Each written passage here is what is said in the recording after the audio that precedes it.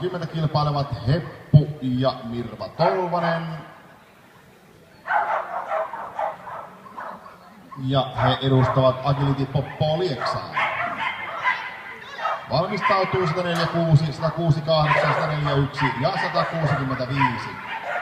Ja tällä parilla alla 30,50 pistettä eiliseltä päivältä.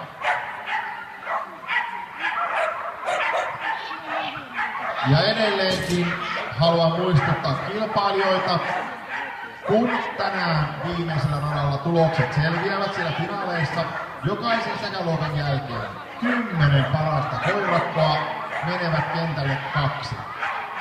Ja tiedossa tulee olla lentopoksin koko, Kennelliiton jäsennumero, mahdollisen avustajan tiedot ja mukana tulee olla koiran rekisteritodistus.